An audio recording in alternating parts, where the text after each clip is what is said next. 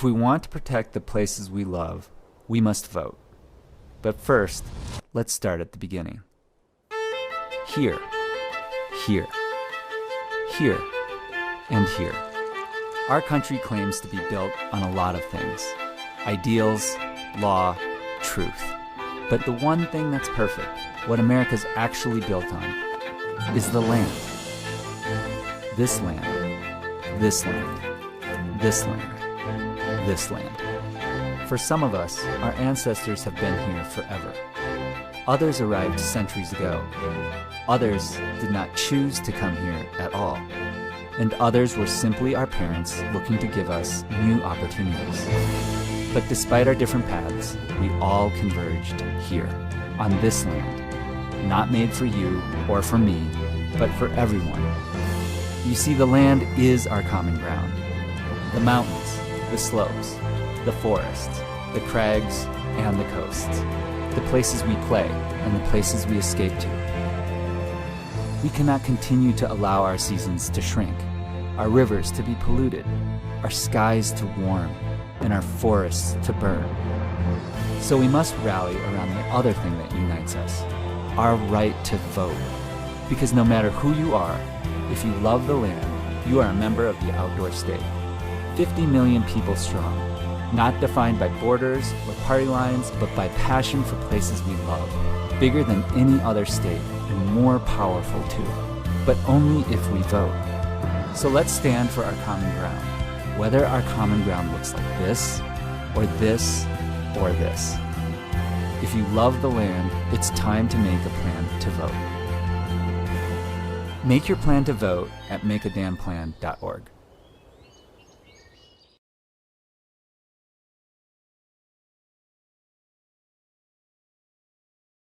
Once again here with the Send the State series with Protect Our Winters. I am really excited about this evening's presentation. This is the Send the State series. It is presented by POW. It is supported by Rock and Ice. This evening there will be 2 Rock and Ice subscriptions given away. This evening we also are supported by Latino Outdoors, who has helped us promote this event and has given us a lot of great input, both on this event and in general, on speaking to a broader community. And as part of that, we have tonight's event, which is coming to you from one of our battleground states in Colorado, but is focused on the Latino or the Latinx communities all over this country. And I'm delighted to have Dani Reyes Acosta here to share her stories about climbing, about being an advocate, and about just really finding the intersection between, voting, climate, environment, and community. And Dani, thank you so much for being here with us this evening. And with that, I'm going to let you take it away. Wonderful. Well, thank you for having me, Graham. Thank you for having me, Pal.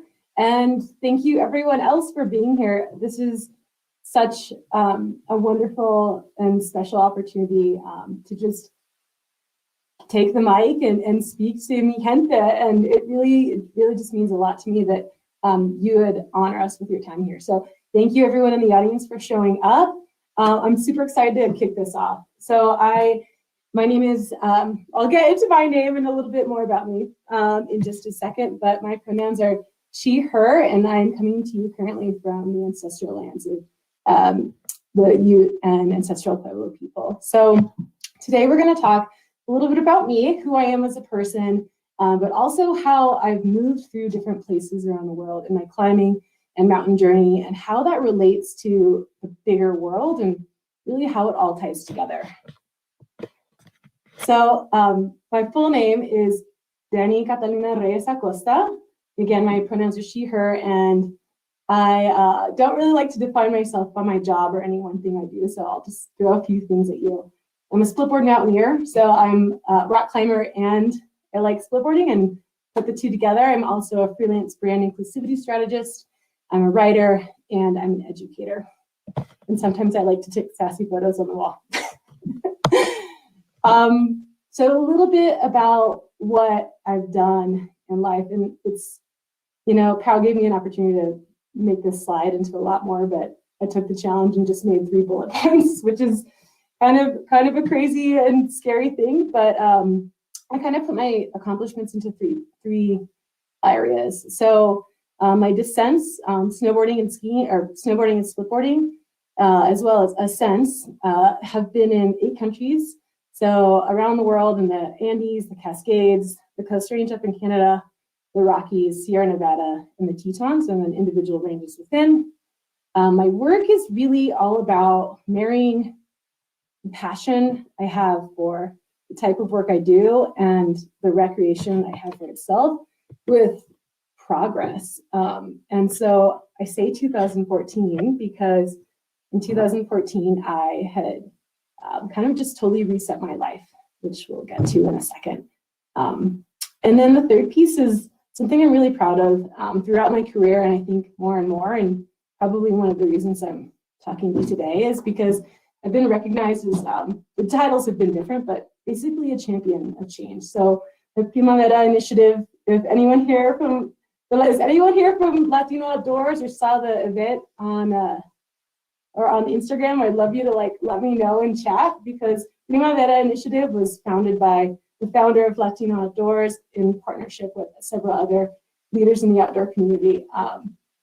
And that initiative is really working to support people through micro grants that are trying to be voices of change. So yay me! It's a crazy thing. I also won an award actually in my first job out of college by the San Diego Association of Governments. And I've also won a change-oriented communications award from Nike with my broader corporate team.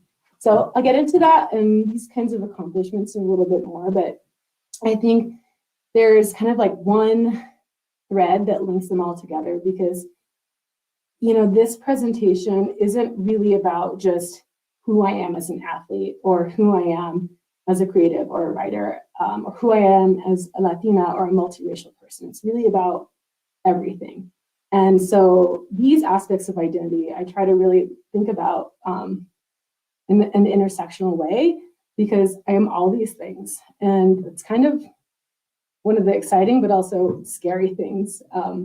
So let's go back to where I began. This is a photo of El Refugio Frey in Argentina. So as you saw on the previous slide, in 2014, I had quit my corporate job. I was at Nike actually for almost 3 years, working in marketing, specifically within the change department. And I just reset my paradigm. You know, there were several things going on in my life that I just, you know, was following a plan that seemed like a good plan. I was making decent money. I had a partner. I think I was making my family proud, but it wasn't really working. And all kind of came crashing down, which you can buy in my book one day.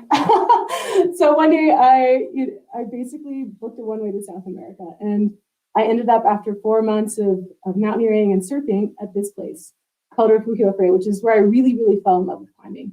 And so, as you can see here, there's a little hut, and in this hut, I'd meet all my friends every morning, and we'd kind of make a plan for the day. And eventually, at some point, Alpine start at 11 a.m. or whatever time it was, to just go out and have fun. And it really put me on a path to, I think, understanding, because I did start climbing initially at a gym. Actually, Nike had a gym, and so that's where I had began my climbing journey in 2012. And I think I'd only climbed outside like a handful of times, maybe 7, 8, 9 times before climbing in South America and just like going all in. But you know, what really sucked me in wasn't just the rocks or these alpine lakes, it was community. And community was one of the most powerful things that, even when I'm in the middle of nowhere, just with a couple of friends, I can feel like I have my family, right? I mean, I don't know, has anyone else out there, I'm looking at the chat here, like just gone out on a limb and said like, we'll figure it out? Because at the time I felt very like, I don't know, I was really sort of in love with the idea, but didn't really know what I was doing. But it brought me here today to this is actually a fairly recent little excursion in the Colorado Monument, which is in Grand Junction. So I got invited to go on a little fun trip with some friends, and all girlfriends, and we went and climbed Otto's route, which is a pretty moderate route, has some interesting historical significance on some pretty fun sandstone, and a super, super beautiful place. And if any of you have climbed in the monument before or heard of it, or even if you haven't, you'll know how this is a place that, like, in our own backyard is just so special, because we have this beautiful jewel, as you can see, right under our noses. And I mean, yeah, people go there, but I just, like, it was just such a cool thing to go and climb. And full disclosure, these rainbows are not from the day we went climbing. This is another person's photo. But yeah, to go there and be in community, I think, with my group of friends, and have just tons of fun, as you can see here. This is my friend Lena. We're just having a blast on this, like, pretty moderate 4-pitch climb. And, it's one of these things where you're like, well, am I in community with just the people, or am I in communion kind of with a bigger space, right? Like a bigger thing. One of the things that has always, like, really drawn me to crack climbing specifically, especially in the desert and on sandstone, is just this way of kind of being a part of this broader scene, like environment. Because I mean, literally, when your body is here, you're like, I am part of this earth, I am part of this landscape, and that is just like such a special thing. And then you get to do silly things like this, like pose with your girlfriends at the top of a tower and have a really, really great time. I mean, this is a day where, like, I remember, when I think about, like, there are 20 million reasons why I climb, but one of the most important ones is the people, because I care about the people, and to be able to connect with people in these places is what makes me, at the end of the day, I'm like, wow, I would do that 20 times over, but just having it once makes it so super special. So that brings me back to another beginning. This is me when I began skiing. I am 2 years old, I think, in this photo.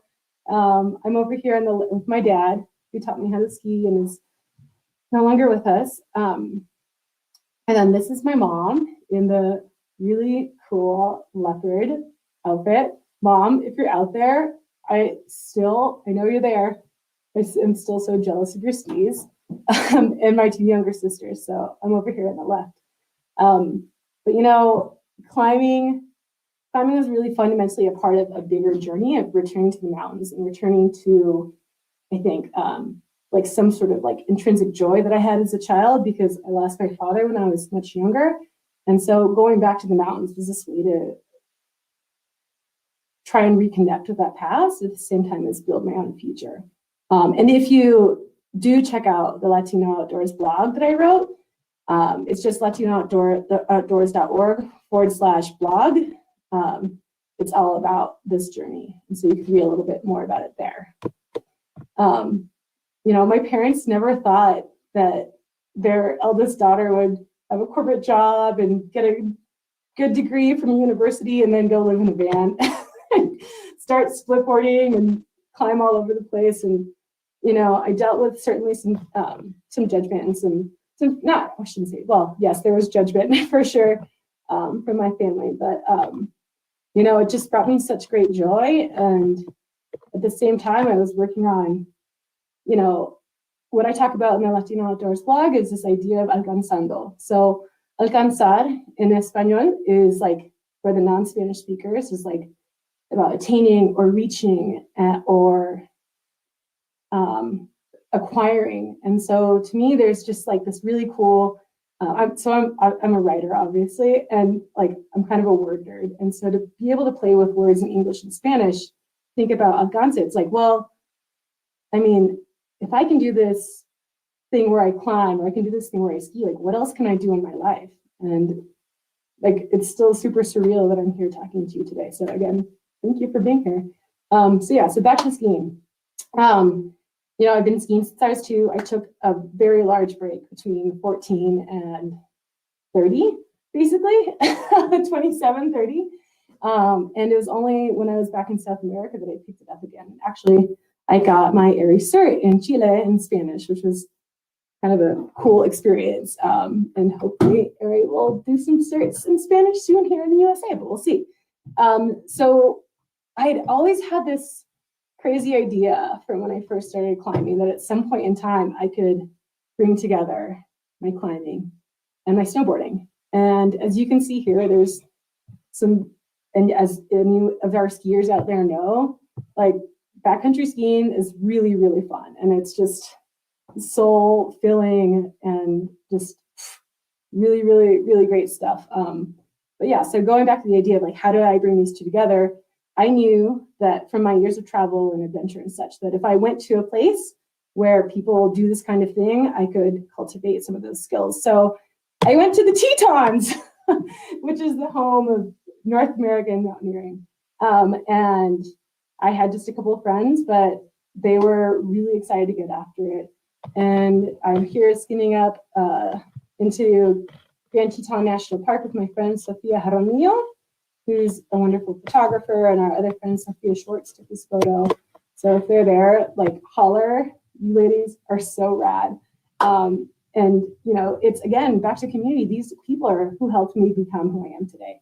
So here we are, building skills, rappelling into things, and sometimes skiing great stuff, sometimes not, but ultimately just having a blast. And it was really, really fun to be able to, go get the goods when you have to go skiing in somewhere for 5 hours.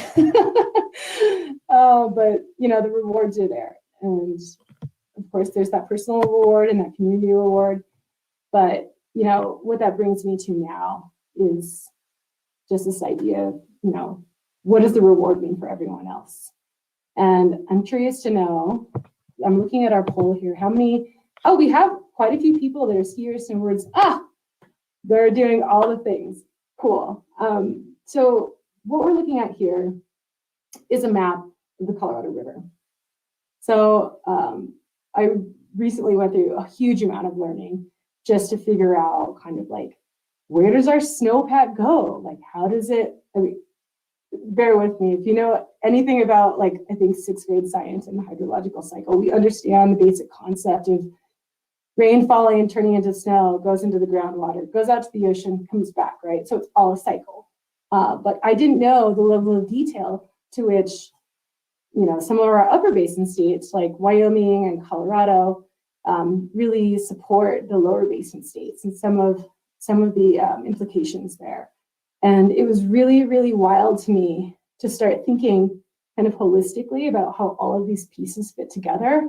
Because in the past, I've thought, okay, well, it's climbing season, or it's ocean season, or it's snow season, right? And as a person that's lived in a van or traveled about and really been driven by awesome, sometimes just like having fun and making sure I pay my bills and balance things out, I didn't really kind of put it in a perspective, but I recently saw this information that, we know as for the skiers out there that our snowpack has been definitely changing in the last several years.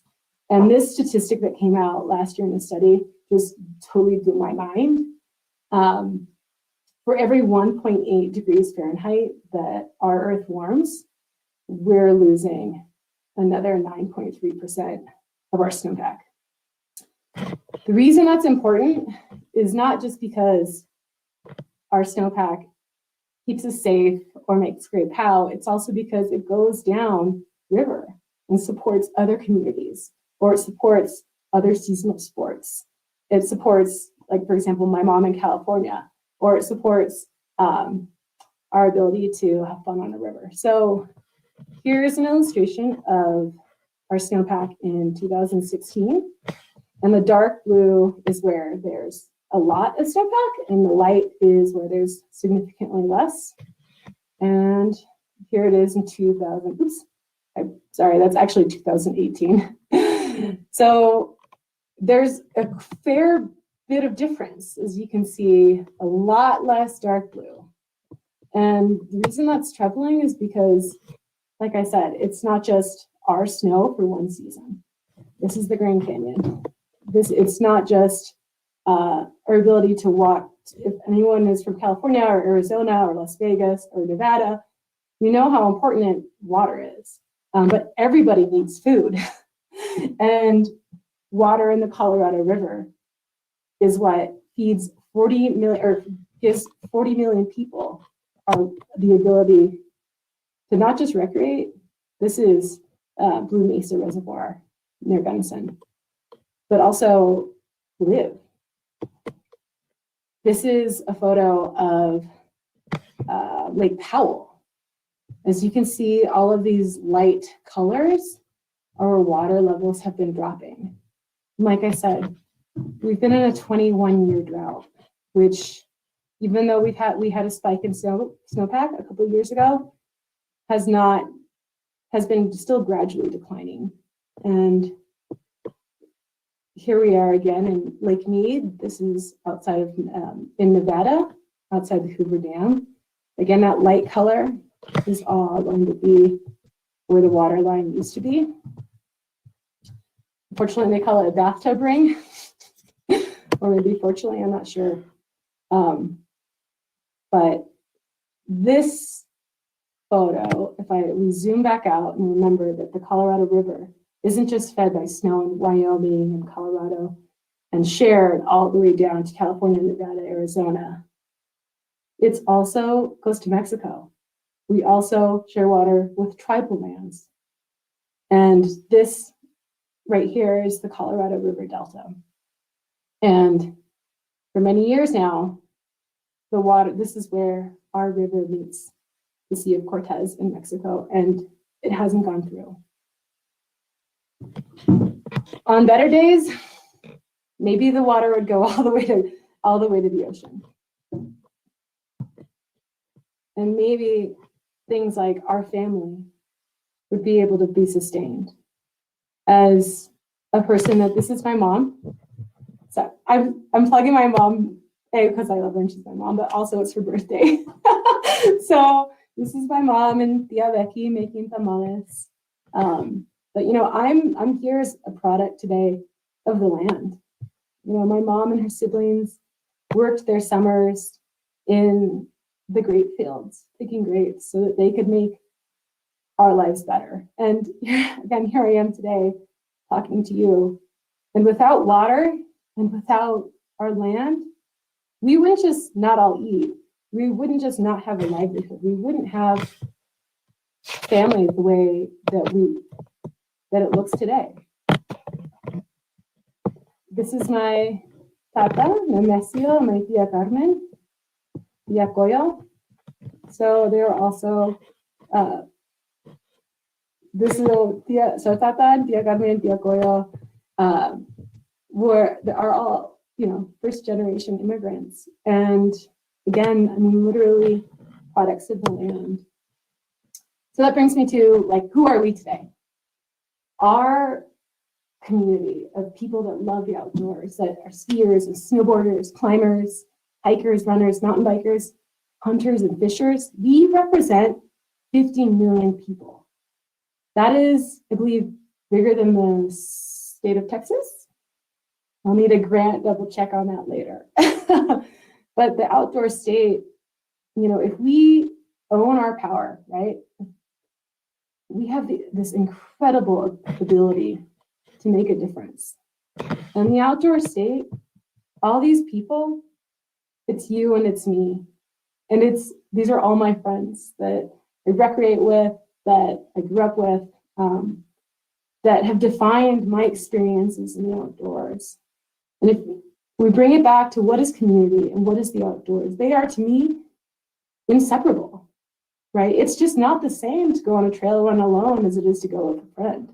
It's not the same to go skiing as it is with a friend. And it's definitely a lot harder to go climbing than without a partner.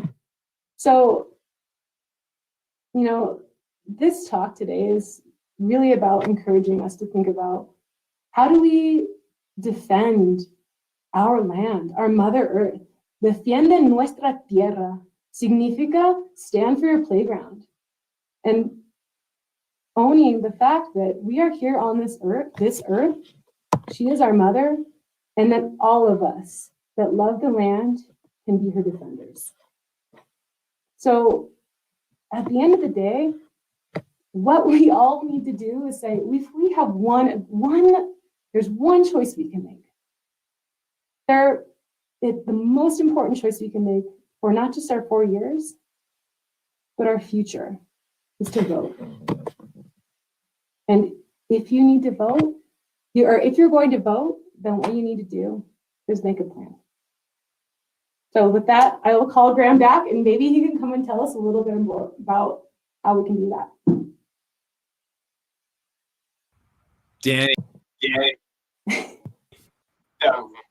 that was really special. Thank you so much for sharing your stories. And I think where we need to start right now is wishing your mom happy birthday again. Happy birthday, Mom. I think, is your mom's name Frances? That's correct. Frances? Yes. Is that right? Yep. Happy birthday, Frances. I think you might be here. Thanks for being here. Your daughter.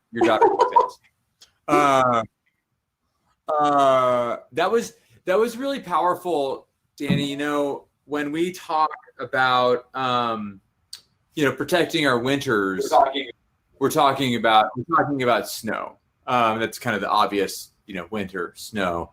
Those go together really well. And I just loved the way that you brought those things together. That was really powerful. And I thought that was really impressive. And I thought the first thing that I would ask you is, for folks who are interested in learning more about what's going on with the Colorado River and that kind of thing. I know you did a bunch of research for this presentation, and this is stuff that you work on all the time. Where would you send folks to learn more about what's going on with the Colorado and with water in general, and particularly in the Western United States? Yeah, that's a great question. So American Rivers is a great organization.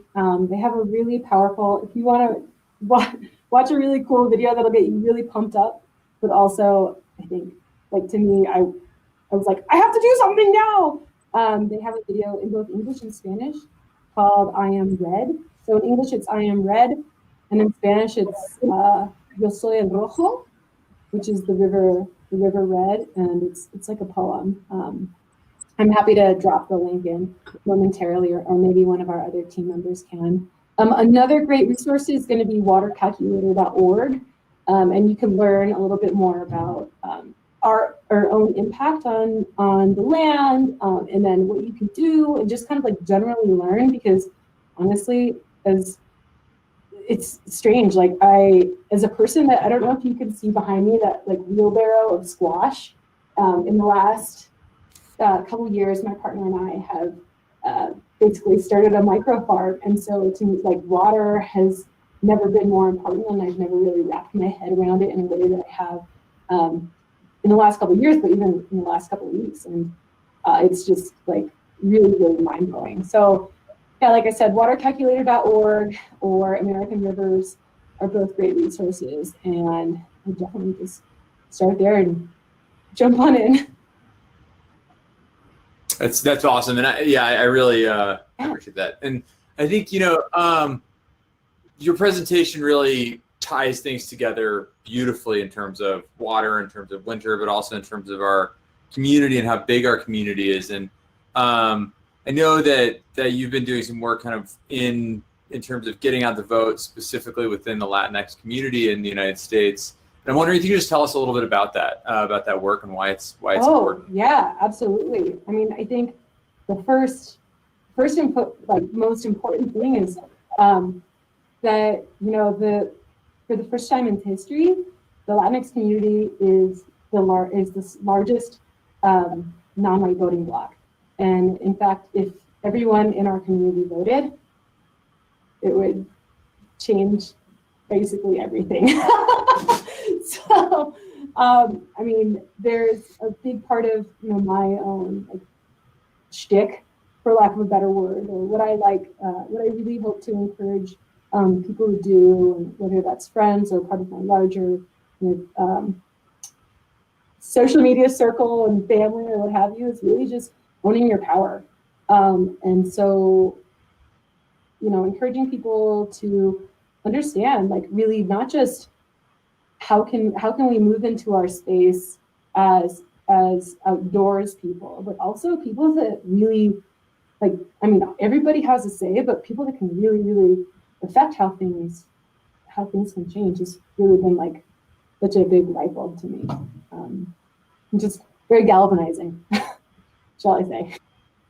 Yeah, and it really strikes me that we like in like the kind of larger vernacular of our country, we use the word minority to describe voter groups like the Latinx community, and that strikes me as disarming in all of the worst kind of ways. And I think that what you're saying is that these communities need to show up, and that they can craft huge change. And I think Latino Outdoors, whom we're working with on this presentation, is a great example of an organization that is driving that change. And I know you've worked with them a little bit, maybe not heaps, but can you just tell us a little bit about specifically what they're up to? Yeah, really quick before I move to that point, just as a thought to kind of like inception in our brains, like, to me, the way I think about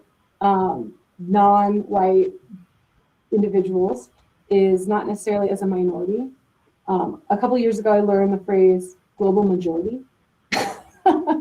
And I think there's something, again, as a writer, there's something just super powerful about language, and realizing that, I went and I lived in Mexico for 6 months, right? And being in a space where I looked like other people and spoke the language and was like, oh my gosh, like this is wild. Everything is different. And so there's something I think that's really important for anyone out there that is not even just from the Latinx community, but also the Black, Indigenous, and other people of color community, right? I think it's super important that we remember we are the global majority. And in some states, like California, we're the global majority right now. So I just had to put that out there. Oh no, I love that. That's awesome. Thanks. This is where I slip in the parallel. I mean, that's the language of the patriarchy. So let's see, as far as Latino Outdoors in Colorado, I really hope some of my friends from the LO group here can pop in the chat and let us know if they have anything really cool going on. But Latino Outdoors is a national organization that I think is really just helping to make the outdoors more welcoming, and like other affinity groups. So affinity groups, for anyone that doesn't know, are organizations based, or formal or informal, based on one aspect of identity. So sometimes that can be race, oftentimes, or gender, or sexuality. And as I'm sure everyone that's here at this thing knows, like, snowboarding can be in some ways an affinity group, right? And it's looked a certain way, or climbing can be its own affinity group, but it's really about building community with people that have like very, in some way, like some similar themes in their existence. So yeah, I'm super excited to learn more about like what we're doing specifically in Colorado, but what I really appreciate about Latino Outdoors is just the advocacy that they do for the Latinx community, as well as general organizations. So if you don't know about them, please go check them out, because they've always got cool stuff going on. And they probably have a chapter in their area. And if they don't, I'd recommend reaching out to them and learning more if you identify with the Latinx community. Cool, I appreciate that. So Josh jumped in with a question. What is your favorite mountain town in Colorado? And what is a pressing environmental issue facing that town? That's a juicy question. There are too many. There are too many. My first Colorado mountain town was Crested Butte. And I remember that our biggest pressing issue at the time was a mine that was under dispute of being built. And now I'm down as closer to Southwest Colorado, and Telluride is kind of my closest town. And I think there's, we're looking at issues of development, and to me, environment it cannot be separated from the human aspect, right? Not just from our impact, but like our ability to exist in a space. So I think, all mountain towns, especially ones in Colorado, but all mountain towns are feeling the pinch of housing prices and locals being able to live there without having to commute, which obviously makes some impact on the environment with carbon emissions. I think another big issue is really just, to me, the justice component, because we are not all in this together in the sense of socioeconomically. Some groups have been much more adversely affected by COVID and by housing shortages that are directly informed by our natural environment, as well as kind of like our broader issues with how we interact with it. So I would say, honestly, housing shortage and COVID are really affecting all mountain towns, very hard hitting across the board. And if there's anything we can think about, what do we do about it? Support local business, vote for local politicians, and show up to town council, show up to town hall meetings. And when we go visit places, really try and educate yourself about, what's going on in that area. That's huge. And I think that, you bring up a really important point that I think a lot of times folks who live in small mountain towns, certainly I know a lot of folks who feel this way in Bend, where I live, Bend, Oregon, feel that, I'm really far away from all these big issues. Those are things that take place maybe in the urban environment. We kind of moved here to get away. And that's really super super uninformed. These issues are very present in our small mountain towns, and our small mountain town elections matter a lot. Here in Bend, we can't talk about specific candidates and things like that, but I would say that our city council race in Bend is very exciting this year and has a lot of great potential. So it's great.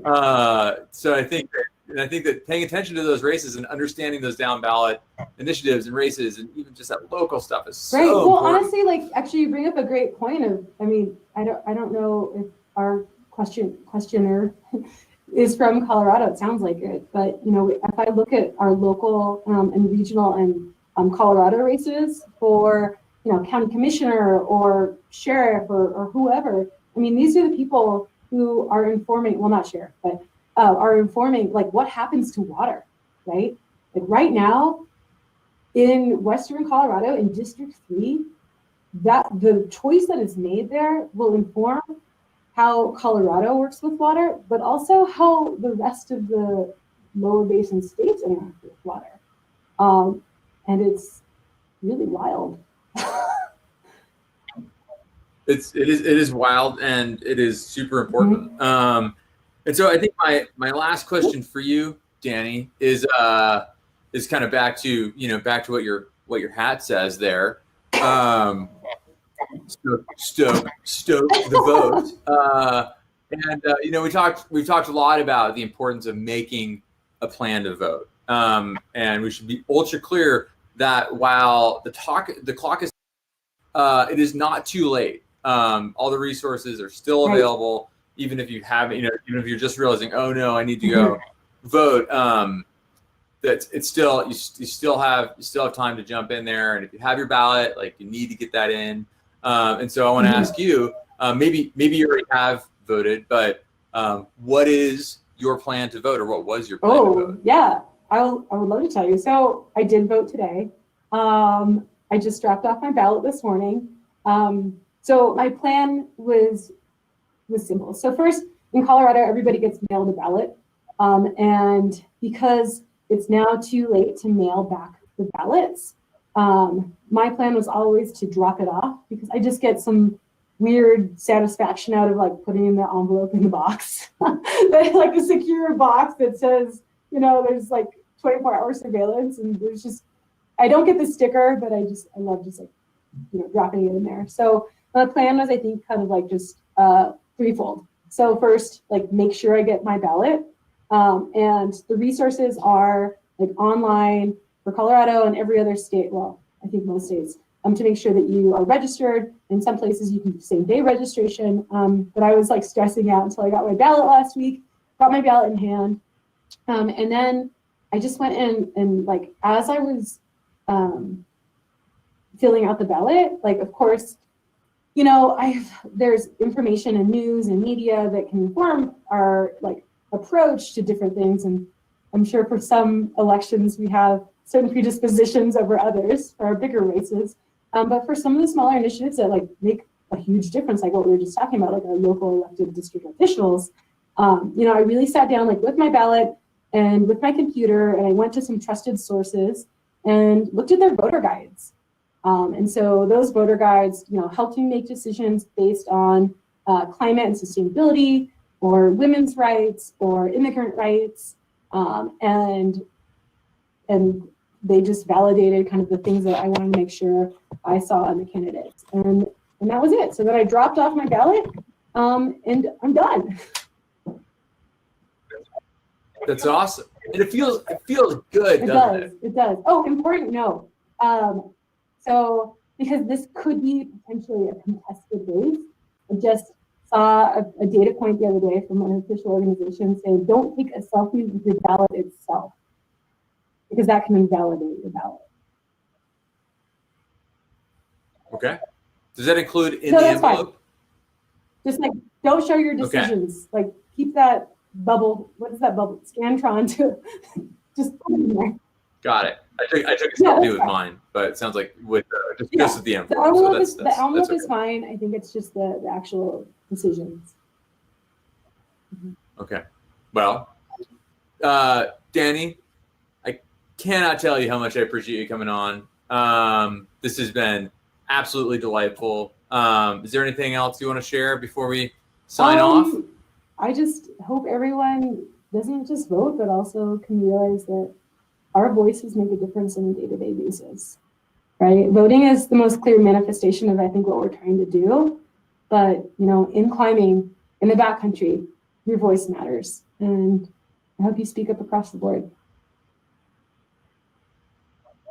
I agree. That's what we want. Voting is just the first step.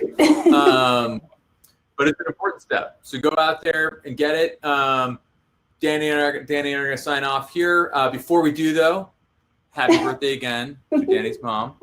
And what we're going to do is we're going to send you off, and you'll get kicked over to the Make a Damn Plan website, which is a place where you can find all the resources that you need to make sure that you get your ballot in and let your voice be heard. Cool. And with that, Danny, thank you so much.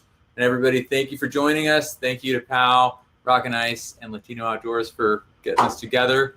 Y'all are great. Woo. See ya. All right, 3, 2, 1, off. Started to understand that amplifying our voices and getting people out to vote is the only thing that we can do fast enough to kind of solve these major issues.